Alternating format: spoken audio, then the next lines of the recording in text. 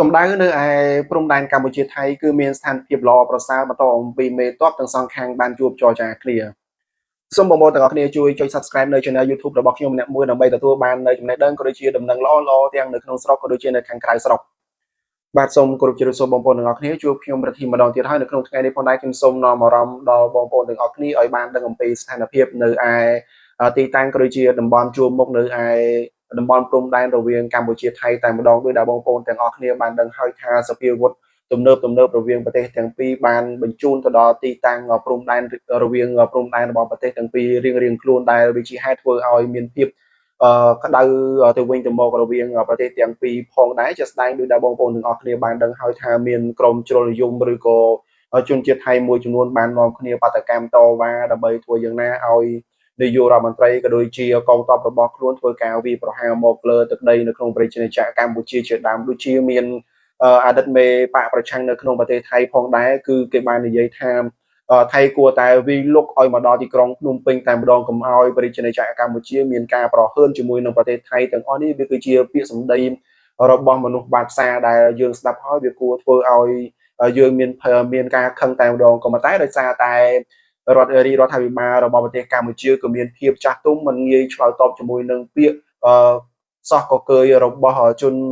មួយចំនួនតូចរបស់ប្រទេសថៃនោះទេគឺធ្វើយ៉ាងណាដើម្បីឲ្យសន្តិភាពរវាងប្រទេសទាំងពីរកុំឲ្យមានភាពចលាចលតែម្ដងក៏ប៉ុន្តែដោយដែលបងប្អូនទាំងអស់គ្នាបាន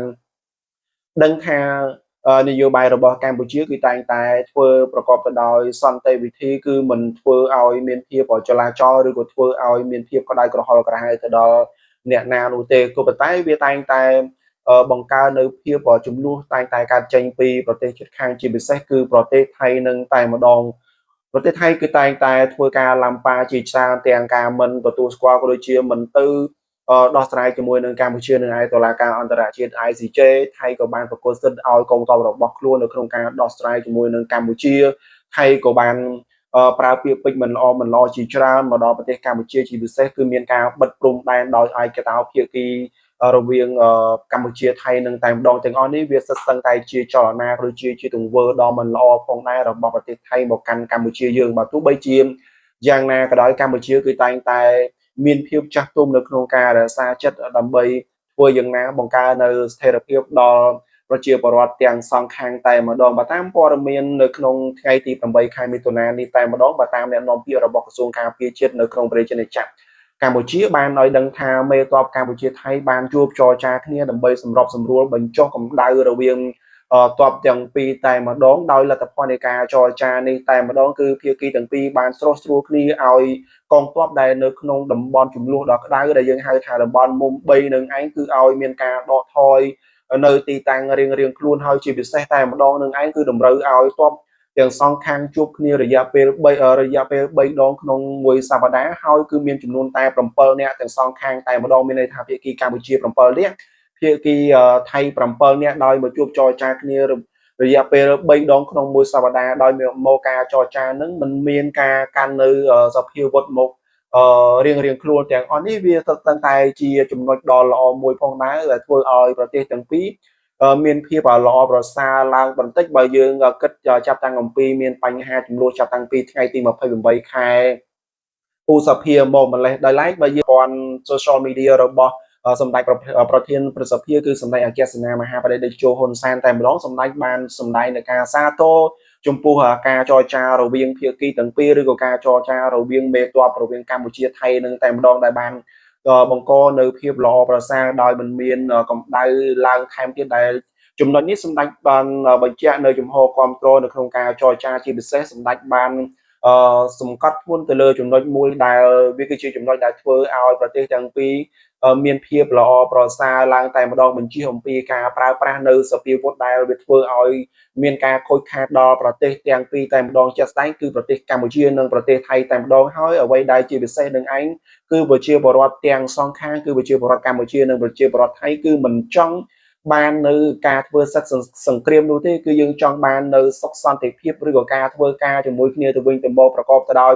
ភាពល្អប្រសើរនិងមិត្តភាពតែម្ដងបាទទោះបីជានៅក្នុងប្រទេសមួយចំនួនឬក៏ប្រទេសនីមួយៗមានក្រុមជាតិនិយមជ្រុលនិយមយ៉ាងណាក៏ដោយក៏ប៉ុន្តែយើងត្រូវតែទប់ស្កាត់នៅបញ្ហានេះតែម្ដងអ្វីដែល សម្ដេចបានបញ្ជាក់បន្ថែមទៀតនោះគឺសូមអំពាវនាវឲ្យបងប្អូនប្រជាពលរដ្ឋកម្ពុជាយើងមួយចំនួននឹងឯងគុំនាំគ្នាពង្រីកនៅស្ថានភាពបញ្ហាព្រំប្រទល់កម្ពុជាឲ្យកាន់តែក្តៅឡើងដោយការប្រកាសមិនប្រើប្រាស់នៅផលិតផលរបស់ថៃជាដើមបញ្ហានេះសម្ដេចក៏បានបញ្ជាក់ផងដែរថាប្រសិនណាបើមិនមានផលិតផលរបស់ប្រទេសថៃលក់នៅក្នុងប្រទេសកម្ពុជាមិនមែនកម្ពុជាមិនយកផលិតផលរបស់គេមកលក់នោះទេគឺដោយសារតែគេជាអ្នកបិទព្រំដែនដោយខ្លួនឯងត្រង់ចំណុចនេះគឺ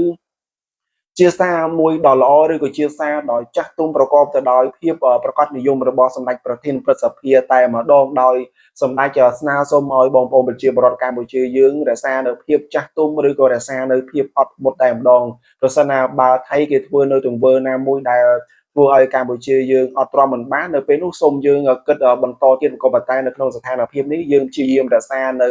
ភាពអត់ធ្មត់របស់យើងដោយដែលបងប្អូនទាំងអស់គ្នាបាននឹងហើយថាបន្តអំពីការបិទព្រំដែនរវាងកម្ពុជាថៃនៅច្រកសំខាន់មួយចំនួននោះបើតាមការផ្សព្វផ្សាយក៏ដូចជាតាមការបង្ហោះជាវីដេអូរបស់ប្រជាពលរដ្ឋរបស់ប្រទេសថៃគឺគេមានការត្អូញត្អែយ៉ាងខ្លាំងអំពីការបិទព្រំដែនរវាងកម្ពុជាថៃតែម្ដងដែលបណ្ដាលឲ្យអាជីវកររបស់ថៃជាច្រើនមានការខាតបង់ក៏ដូចជាលក់នៅសម្ភារៈរបស់គេមិនដាច់ដោយសារតែទីផ្សាររបស់គេគឺអ្នកដែលមកបញ្ជាទិញសំខាន់ធំបំផុតនឹងឯងគឺប្រជាពលរដ្ឋកម្ពុជានឹងឯងបើតាមរបាយការណ៍ដែលបានចេញផ្សាយមកចាប់តាំងពីដើមខែ1រហូតមកដល់ពេលនេះតែម្ដងចំនួននៃការ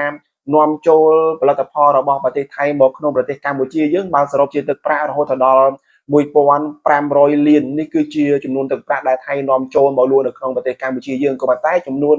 ផលិតផលរបស់យើងនាំទៅលក់នៅក្នុងប្រទេសថៃរាប់ចាប់តាំងពីខែ1រហូតដល់ខែនេះតែម្ដងគឺមានចំនួនត្រឹមតែ200លានដុល្លារនោះទេអញ្ចឹងមានន័យថាចំនួនគឺវា